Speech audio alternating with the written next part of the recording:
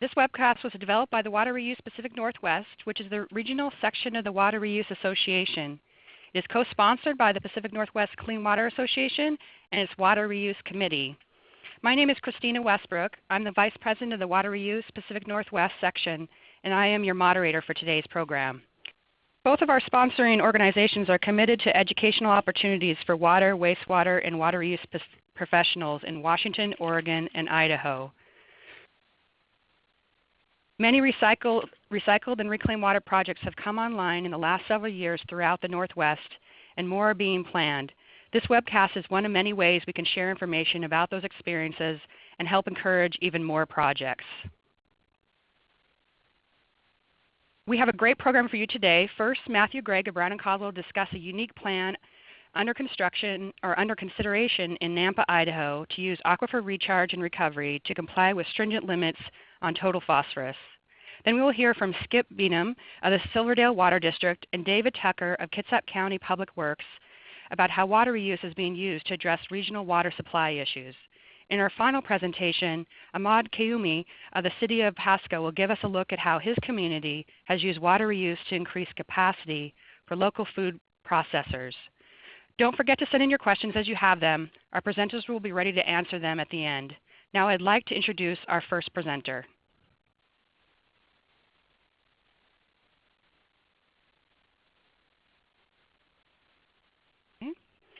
Matt Gregg is a Client Service Manager, Program Manager, and Project Manager in Brown & Caldwell's Boise office. Matt helps clients with long-term utility management decisions and large programs.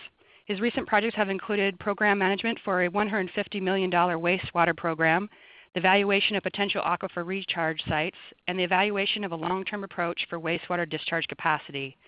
He has experience executing all phases of projects, including planning, funding, design, and construction. Welcome, Matt. Thank you, Christina, and thanks everyone for being here today. So I wanted to talk a little bit today about some non-traditional drivers for water reuse that we're looking at in Idaho, and specifically at the city of Nampa. Thought I'd start out by giving kind of a brief overview of where's Nampa at, what's the challenges facing their wastewater utility, just to provide some context to everyone, and then go into kind of how we're looking at making a potential water reuse decision and implementing that approach. And then a quick summary at the end, and then as Christina said, we'll be available for questions. So with that, so the city of Nampa, I know everyone's in the Northwest here, but just thought I'd give some background on Nampa. Nampa is the second largest city in Idaho, almost third largest depending on who you ask, but it's got about 84,000 residents. And they recently implemented a wastewater program about 5 years ago to deal with some pretty stringent numeric limits that were coming up for phosphorus specifically, and more recently for temperature. So as we look at that, we're looking at some pretty low limits here on phosphorus, down in the 70 micrograms per liter range, almost limits of technology, which many of the communities in Idaho and throughout the Northwest are facing similar limits. Just for some context, they're currently discharging about 5 to 6 milligrams per liter, so we're looking, 99+% reduction on total phosphorus. As we've gone through the permitting process, they're also looking at some temperature limits that are pretty stringent as well in the summer months. And so when we looked at that overall, we realized that Nampa is facing about a $150 million decision over the next 15 years. They are, as I said, a community of about 84,000, and that represents a pretty significant amount of capital investment for them. Just to put it in context, their overall city budget right now is about $100 million a year, and so this is 1.5 times their annual city budget, which is a pretty good chunk of money for them. So we started looking at, okay, well, how do we make, a $150 million decision? How do we make that next best decision for Nampa? What's going to set them up best for the long run? And if you're going to invest that kind of money, what's your best solution? So as we got involved in this, the city actually came out with a strategic plan that guides their overall city policy and how they're trying to perform as a city. This was developed early in the development of the wastewater program and kind of fed into our initial evaluations and where we've taken this wastewater program. And a lot of people will question and say, okay, well, how does a wastewater facility or wastewater utility fit into a city strategic plan? They kind of seem to be different items there and not really related. And I'd throw out to folks that wastewater systems are often the single largest utility or the single largest asset in a city, and even more so in a dedicated utility. And so those utilities should be doing things that help support those larger city goals. They are a major portion of that city, and so we need to make sure that whatever we're doing supports the larger city goals. And so we really started asking the question as part of the Nampa wastewater program is, how can public works or the wastewater program help or hurt the city's strategic goals? And we'll talk a little bit about how we're taking that into account in our decision-making process, and how that's actually leading to a driver for water reuse, or at least us looking at it. And as I said, this really comes down to finding the next best fit for Nampa, or the next best decision for the city of Nampa. And there are a lot of different factors that play into this decision. We have typically focused kind of as an industry on these first two up here, the technical and capital O&M costs. Those drive a lot of what we do. We do a lot of net present value analysis, and that becomes the low-cost alternative becomes our solution. But as we started working through this with Nampa and that $150 million decision, we realized that we should probably be aligning our decision with some of those broader strategic goals and considering things like user rates or economic development, and even things like sustainability and public outreach, and that those should be in support of those larger utility goals. So as we started looking at that strategic plan, I mentioned they came out with it at kind of the beginning or the inception of this wastewater program. We started looking at ways, okay, well, how can we align our decision-making process with that strategic plan? And so I've outlined here kind of three goals from that strategic plan and how we might consider those as part of our decision. And so you'll see there the first one in green is utilizing resources and amenities to stimulate economic development. So as we look at this in the kind of through the lens of the wastewater program, we realized that we should really be looking to account for economic development impacts as part of the program. And that should maybe factor into our decision and be something that we consider to potentially justify a higher cost solution or a higher capital cost solution. Likewise, we've got empowering employees to succeed, so we want to consider operational reliability as part of it. And then the economic ramifications of environmental decisions. So we need to be looking at those long-term regulatory risks and saying, okay, well, we know what the permit requirements are today, but what are they in 5, 10, 15, 20 years out? And how might that change our decision today? I think a lot of people will say, okay, well, why would you consider something that may happen 20 years out when you're not sure of that? And I'd go back to the fact that we're making a $150 million decision with the city of Nampa. And that with that level of investment, we really need to be looking at that long term. I would argue that 20 years may not be enough. Maybe it's a 30 to 50 year horizon, but you really need to be looking at kind of that long term view of how this is going to impact the city over the long run. So using the strategic plan, we started working with Nampa to identify what their level of service goals were. And so I think the easiest way to explain level of service is something that we've been kind of using for a long time now, which is, everyone has different cars that they drive. And, we all don't go out and say, okay, well, we want to buy Yugos because they're the low-cost alternative, the lowest capital, the lowest O&M cost, so that's what I'm going to buy. I'm looking down at a parking lot right now, and I see trucks and SUVs and Subarus and hybrids, and there's a lot of different types of cars, and what really guides that is what your level of service is. What's that requirement for you? Are you looking to go to the mountains, and so you want an SUV that can get you up there? Are you hauling a lot of material, so you need a truck, or you're looking for fuel economy? The low-cost solution is not always the solution that we want, and so we started considering this as part of this overall wastewater program, saying, okay, well, maybe the low-cost solution is not what we want here. Maybe the one that provides us, that most closely aligns with our levels of service goals, should be what we select. And so that's where we come back again to these the different kind of inputs into the decision-making process that we're using, and we'll see how these kind of have impacted our decision. We are considering things that are outside kind of that traditional capital and O&M consideration, such as economic development and public outreach. I think a better way to look at this is maybe, okay, well, what goes into how do we make a decision, and how is that driving a potential water reuse application? So I'm orange here, and it looks like the slide's a little off, but in orange are kind of those traditional factors that play into our decisions, the capital and M costs. But there are other things that are being considered as part of our decision-making process that are driving us towards a water reuse. So sustainability, environmental impacts, the economic side of it. Is it a better long-term solution to keep rates low? And then also some of the energy and process impacts.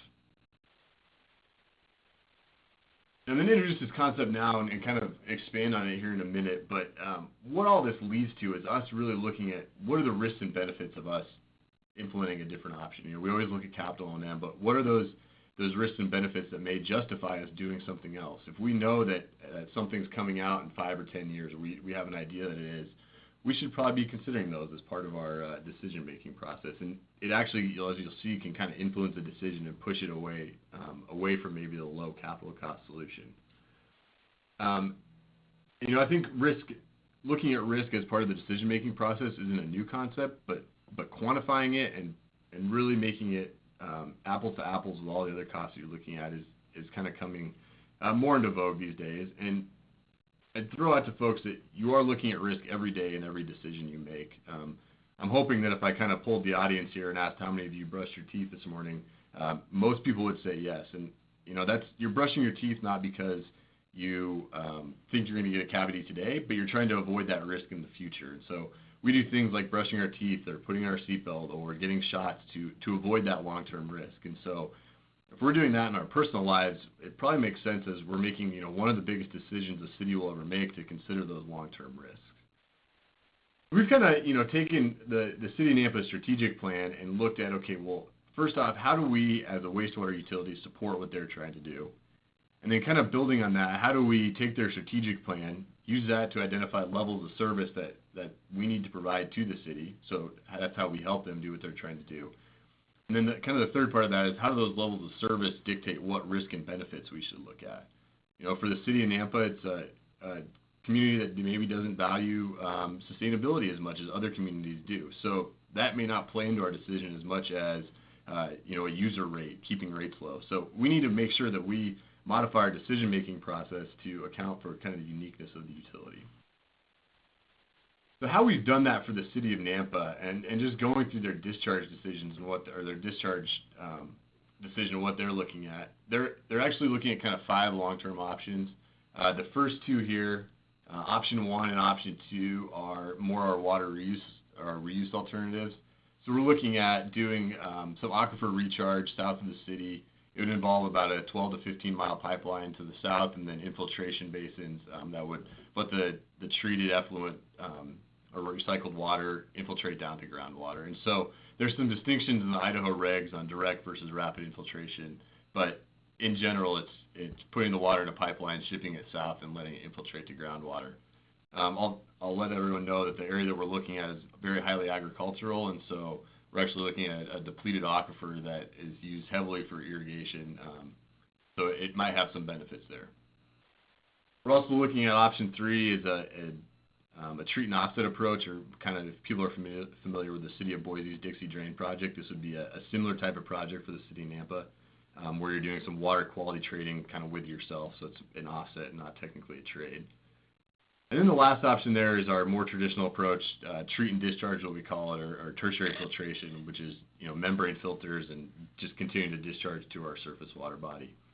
And then because Nampa does have a faction of the community that wants us to look at, okay, well, what happens if we don't do anything? We are looking at that do nothing more alternative. And so rather than going into our full kind of evaluation and how we got through all the capital costs, which I think folks kind of are familiar with, I just want to kind of present where we're at on capital costs and really highlight here that, as we look at options 1 and option 2, which are our reuse alternatives, you'll see that they are the highest capital cost by about $20 million over the next lowest, and then by about $50 million over the cheapest alternative. And so they do make up some of that in the O&M side, and so the net present value for 1, 2, and 4 is about the same. But we do have this low-cost treat and offset alternative that's about $30 million cheaper than everything else. And so most evaluations would stop here and say, okay, well we've got an option that seems to work, so let's move forward with that. To kind of set up the stage of why, okay, well, water reuse, I think the topic was non-traditional drivers. That's what I was going to talk about. And so, Idaho is actually in a bit of a unique situation. There was a recent USGS report that came out at the end of last week or early this week that talks about, okay, well, how much water is each state using? And Idaho is actually using the most per capita of any state in the nation. So we don't necessarily have a water supply issue that I think some of our other presenters are going to talk about, kind of driving us to that looking at reuse. Just as another kind of data point for that, we're paying about $17 per acre foot for irrigation water here. Compare that to places in California and other places where that may exceed $400, $500 per acre foot. So we're not looking at those traditional water reuse drivers. What we are doing is starting to look at, okay, well, maybe water reuse provides us some better opportunities or better manages our long-term risk. And so we are starting to account for that risk and bring that into our decision-making process. And this is kind of the statement I had earlier, but if we're doing and accounting for risk in all of our decisions that we make throughout the day, why wouldn't we do that in our biggest decision for a utility? And risk is nothing more than the typical probability of occurrence times the consequence of occurrence. So it's similar to the asset management approach of looking at a failure and how probable is that and what's the impact going to be. That's nothing more than we're doing here. So as we started to look at that relative to our water reuse and some of our other alternatives for Nampa, we had some pretty interesting revelations. And the first of which is, we realized that the NPDES program presents some unique risk costs and some future regulatory actions that might bring additional costs to the city. So we started looking at, okay, what's the risk of some PCB limit for the city or some of those other micro constituents that may make their way into our permit at future times? What's that risk? We assigned it a value of about $45 million based on our assumption of what it would take to treat those, and then looked at, okay, well, what's the probability of occurrence? So it's increasing over time, and we've got the risk cost that goes up over time for surface water discharge. That's a unique risk that exists for surface water discharge that's not necessarily there for the recycled water options. The kind of flip side of that is a benefit that recycled water provides to us, which is it provides some economic development opportunities for the city. I mentioned that we're looking at putting a pipeline into the south, and that would essentially go through the city and provide a really nice kind of setup for any industrial reuse that we might be able to do. And so we've met with the city's economic development director, and said, okay, well, if we could provide free water to the city, or to an industry, what might that do to help bring an industry to town? And so we looked at a large industrial user coming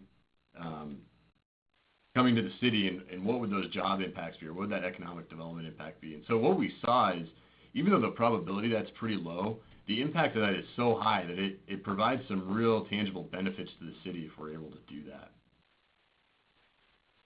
So those are just kind of two examples of how we've looked at aligning the city's strategic plan with some of our analysis, and then kind of how that's manifested itself for those recycled water alternatives. And really what we've seen, without going into a whole lot of detail on everything that we've looked at, is groundwater recharge provides us some interesting opportunities that are not kind of the traditional drivers for looking at a recycled water program. And so the first of those is that a lot of our risk costs for groundwater recharge are front-loaded. They're having to do with the design and construction of it. And then really once we get kind of the back end of that, 20, 30 years out, we're not seeing those risk costs that we do in surface water, like the microconstituents or PCBs. Groundwater recharge also provides us some unique opportunities for economic development.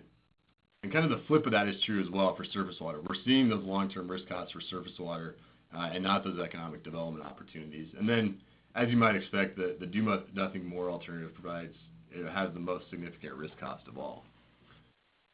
As we looked at kind of those unique drivers and looked at, okay, well, how would that decision change if we incorporated those? What you'll see here is the first column is our 20-year net present value analysis from before, and you'll notice that alternative 3 is about $30 million less than everything else.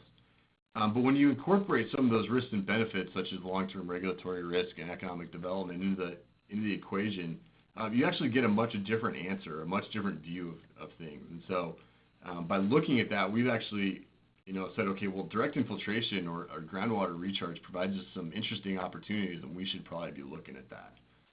The flip side of that is kind of alternative 4 down here, which is just the traditional surface water discharge, and that's a pretty risky proposition. And so that you'll see that the cost of that has gone up. Another way to look at this, which seems to to really kind of play in with elected officials and can really talk as you get into the rate discussions. Okay, well, what does our risk profile look like? So for surface water, you'll see that we have a pretty backloaded risk profile here. We have a lot of these risks that exist within the NPDES program that are a ways out there. We don't quite know what they are just yet, but we know that they're probably coming. So things like PCBs and microconstituents. Compare that to what's our reuse for infiltration risk profile look like, and it's heavily front-loaded because at the point where we're at in the evaluation, we don't have a site yet, we don't have a permit. But once we can kind of get over those hurdles, and assuming they're not so high, it's a pretty flatline risk profile for the rest of the duration of that option. So I know I've flown through a lot of stuff here, so I just kind of like to leave you with 2 points. We typically look at reuse as driven by water quality or water quantity issues. People need more water, and so we look at how can we recycle the water that we have. In a water-rich area like the Treasure Valley, or at least water-rich for now, there are some other ways that we can look at that and say, okay, well, maybe reuse provides some other benefits for us, such as putting off some of that regulatory risk, or provide some economic development that we can take into account and potentially drive us to there. And then, I think even broader than that is that the decision to implement reuse should align with the city's strategic goals, and can't be successful in implementing a reuse program, or any program for that matter, without having a pretty clear definition of how you're aligning with what the city wants to do, and making sure that how you're aligning is in fact what they want to do. Maybe it's not sustainability or water quantity, it's an economic development driver. And so that's kind of what we've been doing for the city of Nampa, and how we're looking at some of those non-traditional drivers to push us towards maybe a water reuse alternative. And I will say we are still evaluating this, so this could all change in 6 months from now. But with that, I will turn it back over to Christina. Thanks, Matt. So our next presenter will kick off a set of 2 related presentations. Skip Beam is the Assistant General Manager of the Silverdale Water District, where he has worked for 24 years. The district serves a population of approximately 22,000 and is comprised of 14 wells, 12 reservoirs, and 146 miles of water mains. The district's existing retail service area is approximately 25.2 square miles within unincorporated Kitsap County, and includes a portion of the central Kitsap urban growth area. Welcome, Skip. Thank you, Christina. I just wanted to briefly touch on our district summary here. We've got about 6,100 service connections that are comprised of residential, commercial, and irrigation accounts. Our winter average day demand is about 2 million gallons a day. That goes up to about 5 million gallons a day during the summertime, mostly related to irrigation use. We have a reuse target of about 1 million gallons a day once everything is up and running. To date, we've invested about $4 million in reclaim projects. We plan on spending about $500,000 a year until we have a total build out of about $15 million. To be able to provide reclaimed water to our customers, we had to work on partnerships, and currently we're working with Kitsap County Public Works. Their central Kitsap sewage treatment plant is under renovations, and one of their goals is to be able to produce Class A water. We want to be able to take the water that they produce and distribute it to our end users. This will not only help with our irrigation demand in the summertime, but it will also reduce the amount of discharge that Kitsap County puts into the Puget Sound. Along with the Kitsap County Public Works, we've partnered with Kitsap Public Utility Districts to work on a public education outreach program. Currently, we're working with a consultant to survey our county residents to determine the level of knowledge, so that would provide us a base level to know where we need to work from at that point to proceed with our education outreach. We've taken the reclaimed water project as an opportunity driven. So over the years, as developments come online, we've determined whether it's in the path of our reclaimed water distribution system, and if it is, then we'll install the reclaimed water mains. Greaves Way was the first project that we have that installed reclaimed water pipe. In 2006, we put about 4,500 lineal feet of 4-inch and 6-inch C900. The South Central reuse extension was a joint project with Kitsap County. They were in the process of replacing an existing aging sewer line, and it's the same path that we would use to bring the water from their treatment plant back into Silverdale. So we partnered with them to be able to put our reclaimed water main in at the same time. The Navy Federal Credit Union extension was just another example of a project that happens to be in the path of our reclaimed distribution system. Our intended uses for reclaimed are couple-fold. We're looking for sanitary use for Harrison Hospital and the YMCA. Both of these facilities were built with dual plumbing installed, so they are able to take the reclaimed water and use it for toilet flushing. They also have irrigation, outdoor irrigation for both of those facilities. And we partnered with Central Kitsap School District to be able to provide the reclaimed water for irrigating all of their fields they use, the ball fields, football fields, and whatnot. So we're in the process of developing those partnerships to be able to provide that water. In the future, we're looking at augmenting wetlands in the summer months when they're dry, possibly injection wells to recharge aquifers for groundwater. And we also have a lake in the Silverdale Water District area that is currently subsidized by a potable water well that was drilled by Kitsap County. In the summertime, these lake levels get low, and they pump water in to maintain those levels. So we're hoping that we may be able to use the reclaimed water to eliminate the use of potable water for that purpose. With that, I'll turn it back to you, Christine. Thanks, Skip. Our next speaker will be Dave Tucker, who will now show how Silverdale's projects relate to Kitsap County's water planning. David is Assistant Director of Kitsap County Public Works. He has been an engineer for 27 years and has spent the last 16 as a municipal public works professional.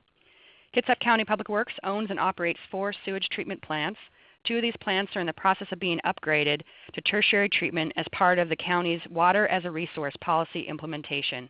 Welcome, Dave. Thank you. As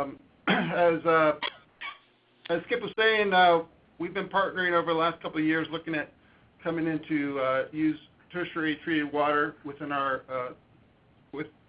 service areas. So I just want to cover generally how we came about making the decision to go to tertiary treatment and then to reclaim water. For those who aren't familiar with Kitsap, it's located on the west side of the Puget Sound, directly across from the city of Seattle. Though it is a peninsula, it's very much like an island. It has no snowpack. 80% of our citizens get their water from groundwater. So essentially everything that we use lands on our landmass as either snow or rain and infiltrates into the groundwater. So we're very dependent upon having a good groundwater source. As Christina said, we operate a multitude of treatment plants. Our largest is 6 million gallons per day. It happens to be the one that is located near Silverdale, which is our big commerce area. It also serves a large Navy base, which is our #1 employer in the area. We average about 3.5 million gallons per day. And if you remember what Skip was talking about, that's generally about the difference between their winter use and summer use. So when we started talking about reclaimed water, they were very interested because they saw that as a great resource to bridge their water needs as well. So our board, we have a 3-person commission. It's both executive and legislative for our county. Back in 2009, we were looking at having to implement a couple of directives from the state on water-related items, and they decided that they wanted to be more proactive rather than reactive. So they wanted to look At that time, we were needing to implement some standards associated with MPDS stormwater permits. They want to look at the full spectrum of water versus just going one by one through these various state and federal directives. So they adopted a policy which is called treating water as a resource and not a waste stream, and directed the staff to come up with an implementation plan and some measures of success. Overall, our plan is three main areas. We want to conserve groundwater. In particular, here we're concerned more with peak use, since we have groundwater resources.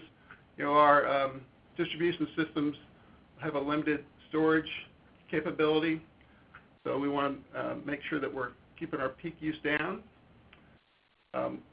We also want to use groundwater only for the highest use, so that's where our reclaimed water comes into play, so that we can use reclaimed water, as Skip has already talked about, and save our groundwater for drinking and other high-end uses.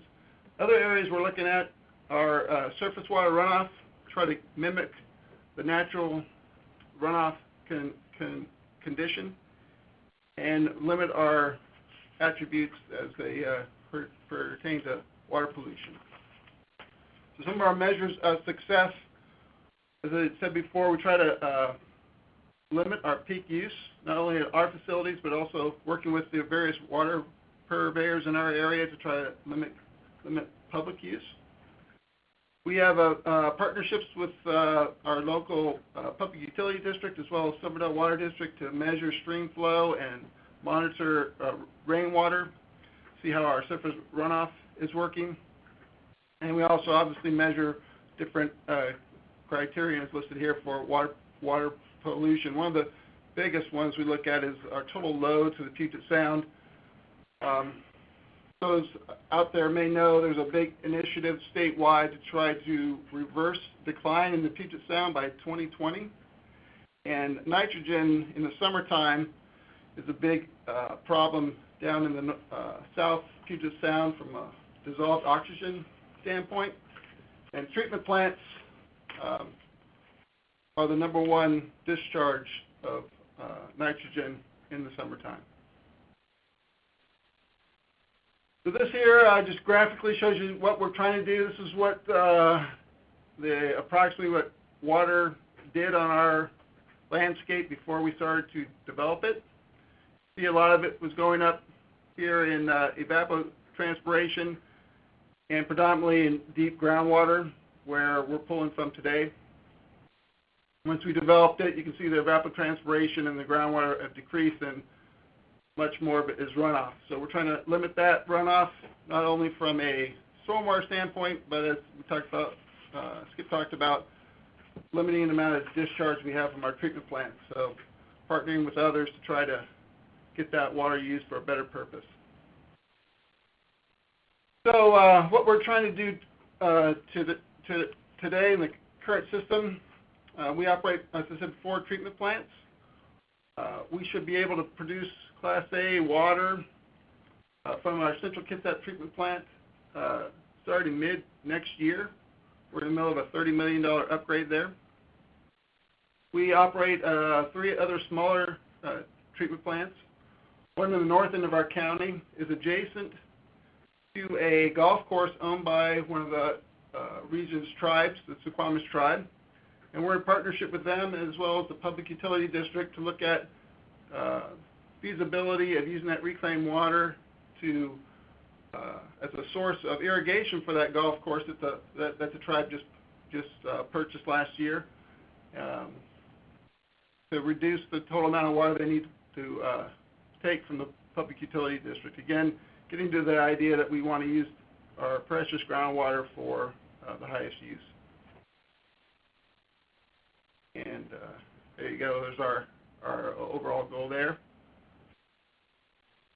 Unless there's any questions now, that concludes what I had today. Thanks. Thank you, Dave. And now we will shift over to Eastern Washington, where Ahmad Kaumi has worked in the public sector for over 25 years and for 5 different cities. During his tenure, each city experienced rapid growth and became full-service cities. He became the Public Works Director with the City of Pasco in 2010. He currently manages Public Works, which includes 3 divisions: engineering, operations, plant operations. The city has 5 different utilities and has experienced a lot of growth.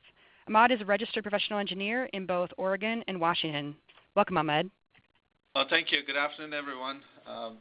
Pleasure to present our project in the City of Pasco. Just a little bit about where we're at.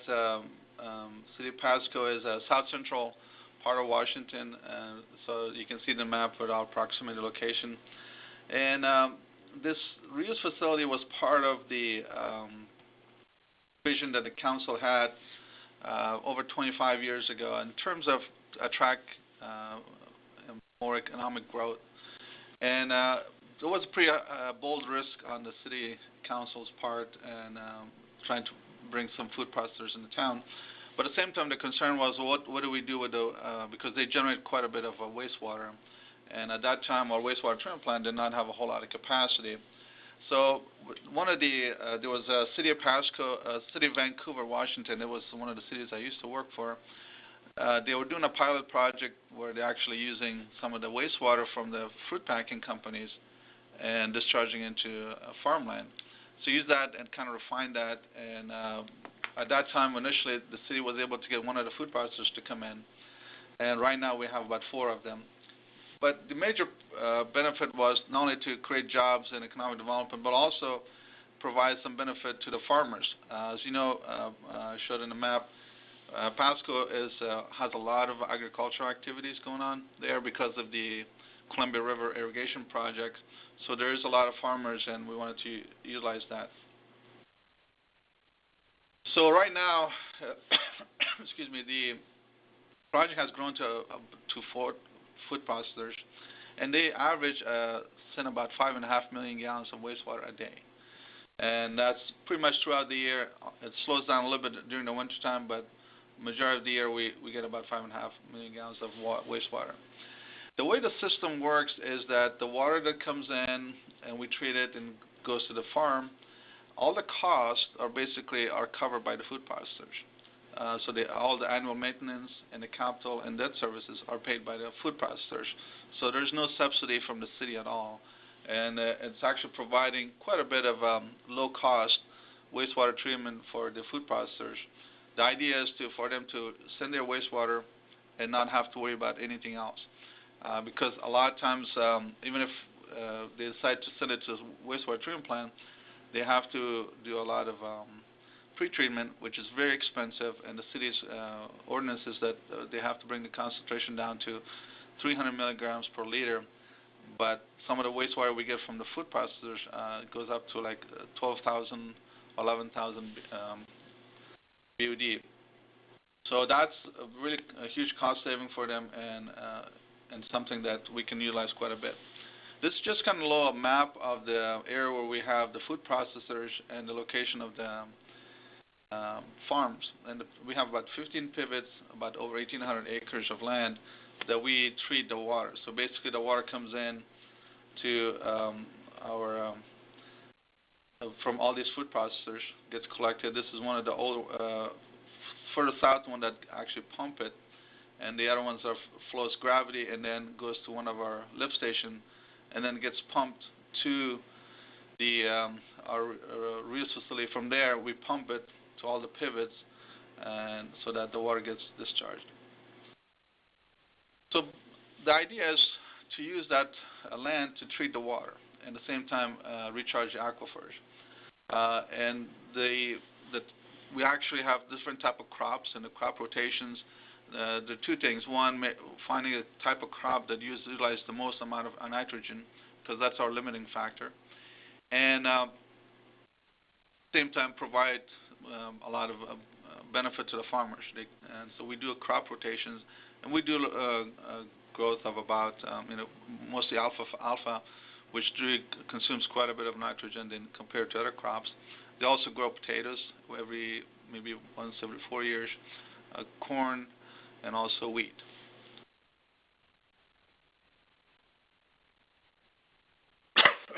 this is just a little bit closer look at our reuse facility.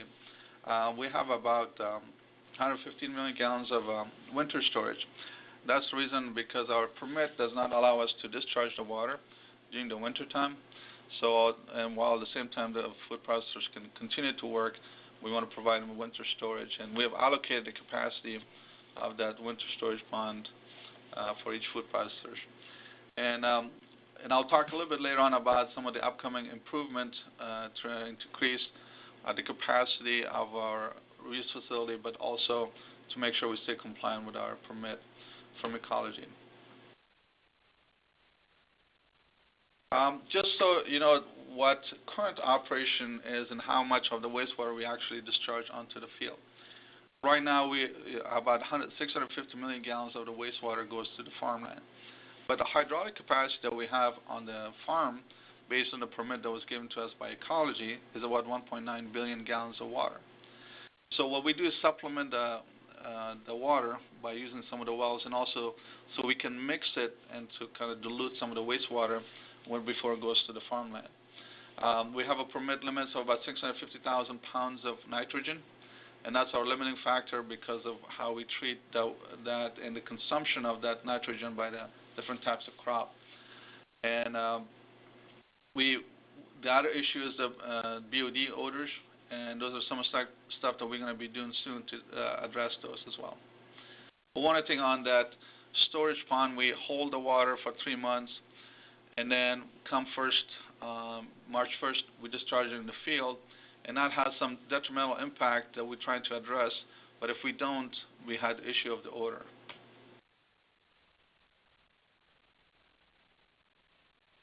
I mentioned earlier that we also supplement some of the water from the groundwater as well. So the water that we put in there after it gets treated charges the groundwater, but also we use it. One of the challenges with the groundwater is they also have some nitrogen. But the way the permit works, that the Department of Ecology does not recognize any treatment what we do with that nitrogen. So we don't get any credit for those. So our goal is to do more of the wastewater so we can get more credit. One of the operations, this is the older system that create a lot of the BOD issue for us. We had 2 slide screens, and the screens captured some of the food particles that came from the food processors, and it was really labor intensive. As you can see, we got probably about a wheelbarrow of the food particles on a weekly basis, but it was really intensive. At the same time, a lot of the sand and actually let me go back. As you can see, the size of the screens are pretty large. So we had a lot of sediments and a lot of larger, this size or smaller food particles made it to the pivots, and that created quite a bit of operation issue for us. It created plugging the nozzles, poor irrigation, and a lot of times the crops not get enough water, so that means less yield. That meant less nitrogen consumption. A lot of times the farmers and the city staff had to go and clean those nozzles quite a bit. The other thing was during the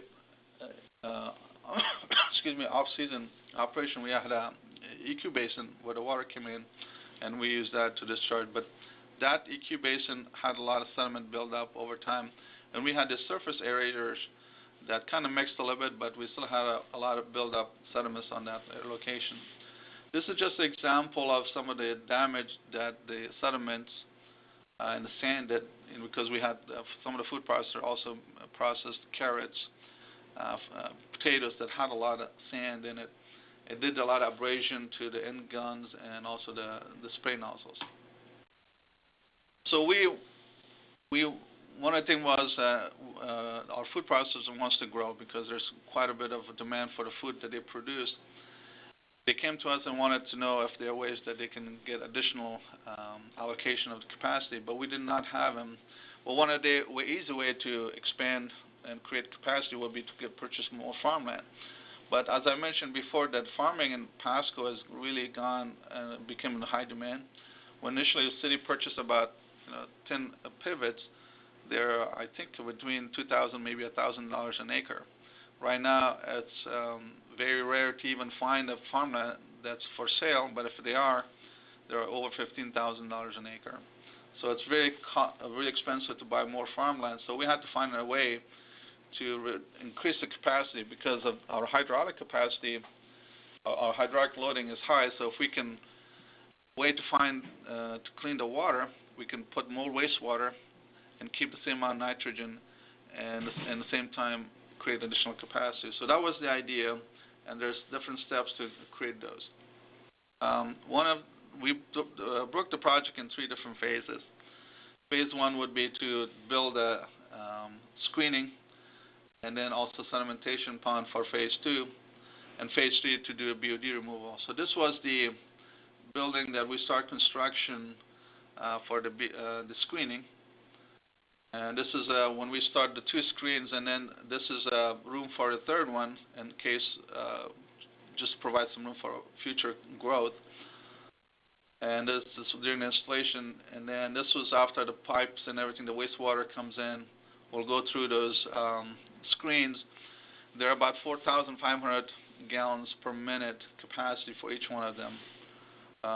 And what we have seen now, because of having these screens, as you can see, this is the spray bars, and the size of the screen is about 20 thousandths of an inch, and so it captures quite a bit, and then the solids goes into the bin, and then what we noticed that we're getting about 9 tons of solids compared to what we were getting about a wheelbarrow a week. So 9 tons a day, so that's almost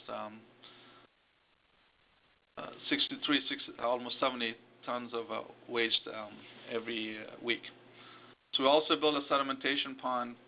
This will help us to capture some of the sediments that comes from the screens cannot capture, so we can clean it and pump it. And then actually we also build a screw press right adjacent to this building right now, and that's going to take care of solids. The idea is to send a lot cleaner water into the farms, and that way there's less issue of maintenance of the pivots or clogging or anything else. I mentioned that we also have a plan to do phase 3. Phase 3, it's actually this pond was just recently completed and lined. And this is going to be an 8 million gallon what's called BOD removal. So we do additional BOD removal through aeration, so that the water stays cleaner and longer, so that we can use the ponds and use more of the wastewater when there's a demand instead of relying on the groundwater. Well, that will give us more capacity. So at the same time, when we're building this project, our EQ basin, we had a hole and it broke down, so that gives us an opportunity to go ahead and remove all the sediments that's been building up for 20 years. So we used city crew to remove all that, and I think this was after it was all cleaned up. We relined it, and now we can use that EQ basin better. The other thing that we are in the process of implementing is that the farm operations. Before, we didn't have any good data to determine if the crops needed water or not, which circles needed water or did not need water. So we have actually implementing a software that will, and the sensors that we have in the ground, that will help us to manage the irrigation better, because we want to get higher yields. The more yields we get from the crops, the more nitrogen removed. That gives us a lot more capacity. So the idea, and our goal is to have about an additional 110,000 pounds of nitrogen capacity, between 170 to maybe 250 gallons of additional wastewater. That means additional capacity from the food processors. And these are some of the other stuff we might do. Take the opportunity to build some other smaller pivots, the areas where we have between the larger pivots. So that will give us more lands to spray the wastewater. The total cost of the construction, these are some of the estimates. Right now, it stands about just under $7 million. And all the cost is going to be paid by the food processors through debt services. And that should be completed by next year. And we'll have a lot more results. I think what we have seen right now, the improvements that are done, but the screens and also the sedimentation pond has really cleaned up the water, and the farmers are happier because now they don't have to do as much maintenance, and also it's giving us a little bit more capacity. But we'll have a lot more data next year by this time, how much additional capacity is really created. But some of the preliminary calculation shows between 170 to 250 million gallons of wastewater that we can send to the farms. That concludes my presentation, and I'll turn it over to Christina. Yeah, Ahmed, appreciate it. So now is our time for questions. If you haven't already, submit your questions. Please be sure your screen is not maximized. Simply type your question in the chat box on the left side of your screen. And it looks like so far we have 5, but feel free to add some more. We have until 12:45 for the end of the webcast, so we have plenty of time for questions. So I'll start with the first one here. It says, what is the risk of removal, destruction of trace organics for groundwater recharge to a drinking water aquifer in fractured basalt? Wouldn't that tip the front loading for infiltration to back loading? I think this question is for Matthew. Yep. So this is actually something that we've looked at a lot, and the general thinking right now is that you got to look at the indicator species for those trace organics, and so when we're discharging to surface water, the indicator species becomes invertebrates or small fish. They can take a lot less of whatever we're looking at than maybe a human can, and so the indicator species is important.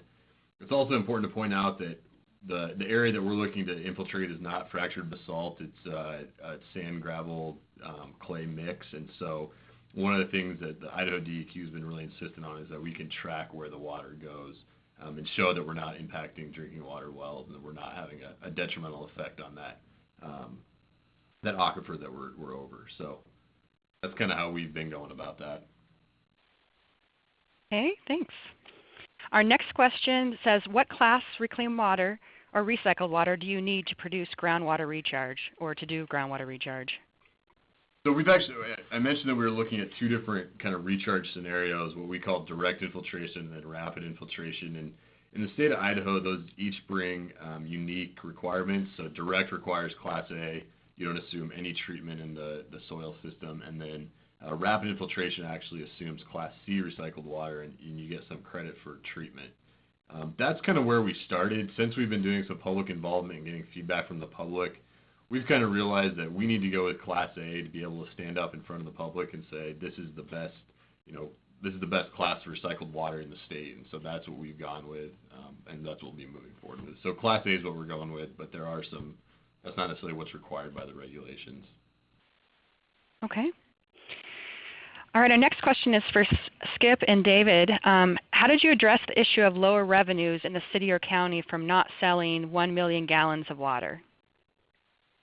Okay, well, we're looking at this as a means of being able to provide more customers with less infrastructure. So as our peak day demand is reduced, our infrastructure is able to take on more customers. So even though we're reducing it by 1 million gallons of potable water sold, we're bringing more customers on to be able to make up that difference. Okay, great. And this next question is for you as well. When will the reuse water be used in the area? Right now, we're scheduled for sometime between 2018 and 2020. Kind of depends on how development happens and how projects come online and get our reclaim system completed. At some point, we're going to have to look at where the gaps are at and decide, do we go ahead and just get this taken care of and move forward, or do we wait for development to happen? And I think right now, again, we're looking at somewhere between 2018 and 2020 to be moving reclaimed water. Great, thanks. And another follow-on question is, do you plan to charge the same rate for reuse water as other irrigation water? Well, we haven't established rates yet for reclaimed water, but the initial thought is to be able to provide the reclaimed water for about 75% of what we sell our potable water for. So it'll be a little bit cheaper, but again, we still need to work all that out. Great. Okay, now we're going to shift gears over to Ahmed. What happens with all of the sediment? Excuse me. Well, there's 2 things. And during the summertime, a lot of food processors, they process peas and corn. There's a lot of corn that gets processed. So when we get the solids, are mostly food great quality that they can use it for animal feed. So right now we're giving those to farmers, for dairy farmers. And then as later on in the year when it goes mostly sand mixture, then we use that to compost in one of our farms. So that's what we're doing right now. Okay, great. And then it's kind of a follow-on question is what the city's going to do with all of the new solids that are going to be generated, because it sounds like you're going to be taking more. Yes. Are you going to do the same thing? Yeah, we'll continue to monitor it if that meets the quality for dairy farmers. We'll continue to provide that for them. And the ones that do not, then we'll just use that as a compost because we do have additional grounds that we can use that for composting. Okay, great. Matt, do you have groundwater protection requirements that need to be higher than Class A in Idaho? We don't. We're actually, the area that we're looking at is a heavy agricultural use, and so a lot of the testing that we've done or the sampling we've done shows that the groundwater is actually in worse shape than the recycled water. The one concern that has come up is total dissolved solids. The Nampa treatment plant puts out about 600 to 800 milligrams per liter of TDS, primarily because of the food processor waste coming in. The Idaho reg is 500, but that's an aesthetic kind of second tier regulation. And so we're looking at ways to maybe go over 500 or just get below 500. So that's kind of been our primary concern. Okay, great. Back to Ahmed, are there any concerns about animal or plant pathogens in the water from the food processing plants that is being used to irrigate crops? I don't think that has been a problem yet that I know of. Okay. For the Kitsap area, will chlorine levels need to be present at a point of discharge? What levels will you have to check at the levels at each site? Hi, this is Dave. In our preliminary discussions with the Department of Ecology, we're going to have chlorine added at our treatment plant, and we have to test for a residual at the point in which we transfer the water over to the district. But exactly what levels and the details haven't been worked out yet. The state's currently redoing their reclaimed water rules, so we're not permitted yet. So we're going to wait for that to get the exact details. Okay, great. Let's see. This is actually for the entire panel. There was a question of how easy it was to work.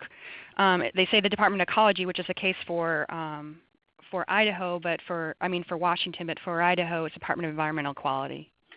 Any comments? Actually, I can start. It's been really great to work with them.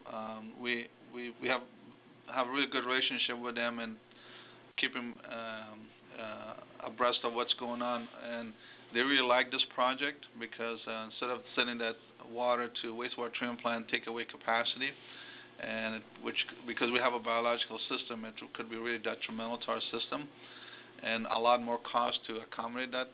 So this is a pretty low cost, and then plus it does create a regeneration of the groundwater, and so it's been a pretty good relationship, and they really like this project. This is Matt, and I think for Idaho, DEQ's been very supportive of what we're trying to do. They see the benefit of reuse going forward. I think the hardest part for us and for them is that reuse really hasn't been looked at this kind of quantity or level in the state, and so a lot of how they've done things don't necessarily apply when you're looking at 18 million gallons a day, not 100,000 gallons a day, and so we've been trying to work through some of those issues on, how do we go about quantifying our impacts. It may not be looking at one upstream and one downstream well, but looking at a 5-mile raise in groundwater level. And so they've been supportive. They've been great to work with. It's just kind of working over some of those hurdles. Okay.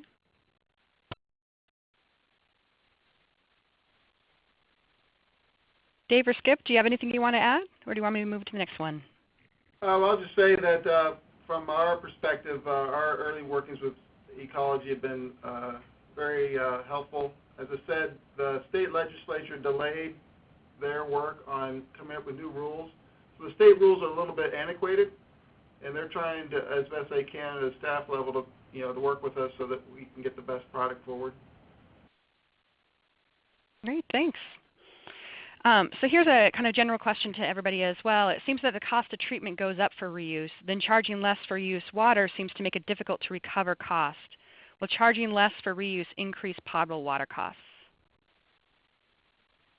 I can touch on that real quick. We've looked at that, and it's definitely a possibility that the potable rates may go up. We're trying to make it attractive for customers to convert over to reclaimed water, so we're trying to provide an incentive. We still need to work out the rates. We still need to figure out exactly how it's going to work, but it is definitely a possibility that potable rates may go up. Yeah, this is David. One of the things that's unique about our relationship is, as I said earlier, our board decided to go to tertiary treatment independent of actually identifying a reclaimed water source. They're concerned with getting the water as clean as possible, whether we discharge it to the sound or use it on land. So those costs are part of our sewer treatment costs. So they're not necessarily transported to the people who are going to use the reclaimed water. So it may be a little bit cheaper here in Kitsap to do that because our sewer utility is taking on those costs as the cost of doing business versus the water purveyors taking on that cost for their selling the water. That's a good point. Yeah, in Washington, for us, water is very expensive. We have to buy water rights. If there are ways that we can find to reduce our potable water demand, we'll do that because it's very difficult to get additional water rights. I think the other thing is that one of the things we're talking about with some of the food parcels, especially the future ones, is ability if they're going to put a lot of demand on our water, the potable water as part of the initial process, is possibility of using filtering the water after the reused water and sending it back to them as a food grade quality so they can reuse that. But as you know, it has a lot of capital costs, but we can if there's additional food processors are coming in and they need a lot of water, those are some stuff that we're going to talk to them about. That's a good point. Yeah, I think all of you guys brought up different points that it really kind of depends upon the driver for the individual utility or city, and there might be multiple of how those costs are accommodated, and it could be very different depending upon what that driver is. So our next question here is for Matt. You mentioned food processors. Has Nampa considered something like Pasco? We haven't exactly gotten to that point in the evaluation yet, so we're probably still, 10 years out on implementing this as we'd be actually discharging to the system. Nampa sees it as they need to have assurance that 100% of the time they can discharge somewhere, which is why we're doing the infiltration basins. Once we make that decision, if that's the route they decide to go, the next step of that is, okay, see how can we reduce some of those costs by potentially reusing closer to the treatment plant. So that might be something like Pasco is doing, but just haven't gotten there yet. Okay, great. This one's for Ahmed. Do you have a waste discharge permit for the land application site? Yes, we do. Actually, we have. We actually get every 5 years we get an NPDES permit from the Department of Ecology, and I think the permit allows us up to 1.6 billion gallons of wastewater, but it still has to meet the standards and the criteria, making sure that there is treatment in the land before it goes to the ground, and which we do monitor all the time and send a report to them annually. Okay. Great. Matt, when you say direct injection, what do you mean? Through injection well or surface groundwater recharge? So it's actually, what we've been looking at is kind of what we've termed direct infiltration. It's not actually injection. So it would be large spreading basins where you're applying it to the surface and then letting it infiltrate to groundwater. My understanding is that direct injection of wastewater is not allowed in Idaho, so we haven't gone down that route. Okay, so it's just a kind of a nomenclature. I guess in Washington we call it, percolation. I think our direct injection usually does involve wells, so just a different wording for it, I guess. Yep. Okay. And this goes out to everybody on the panel as well. Are the approaches described today similar to what's being done in places of drought like California?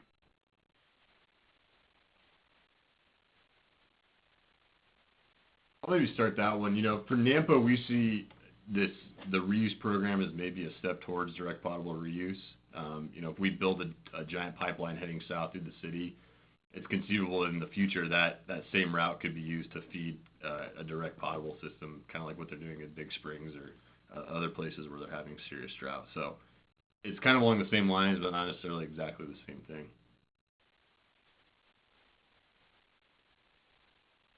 Any other thoughts from the panel? For us in Kitsap, we're not treating the water right now to the level that they are some places, like in Orange County, where they're doing reverse osmosis and other things. So, we're not quite to that level yet as far as expense and cleanliness of water. And I think for Pasco, I don't think we're at that level. Actually, they had a really nice special one on the 60 Minutes last Sunday, and some of the issues about groundwater and the farming, and how that the groundwater is being depleted faster than they're being recharged. So I think what we're trying to do is a pretty good deal to make sure that we recharge the groundwater. Right. Yeah, as some of the panelists mentioned, there are a lot of places in California and Texas that are starting to consider or are actually currently working on, like in the case of Texas and San Diego, moving towards direct potable reuse. They also mentioned Orange County, who does it kind of indirectly. They do reverse osmosis. They inject it into the ground, which goes into a river, which blends it at a reservoir with their other potable water. So a lot of places are going all the way to that side versus just the non-potable reuse that's more prevalent, I guess, in the Pacific Northwest. So I have another question here. It says, maybe I missed it. Do the farmers in Pasco get a discount on reuse water? Oh, actually, they get the water for free. The lease agreement is that they are to take that water from us. So that's basically the requirement. But right now, the water that they get is free. There's no charge for them. But we do, they do lease the ground from us, and they pay the rent for us on an annual basis. Okay. Any more questions? That was the last one that I saw that came up on the chat here. All right. Well, thank you, everybody. We'll just head to the last one here. So we really want to say thank you for all of you guys coming to our first webcast. We'd like to encourage you to learn more about both of our host organizations, the WateReuse Association as well as PNWCA, and consider joining if you aren't already a member. We'd also like to welcome your topic ideas for future webcasts. So thank you for participating, and like we mentioned at the beginning, there will be an evaluation at the end, and we would love to hear your feedback. Thank you.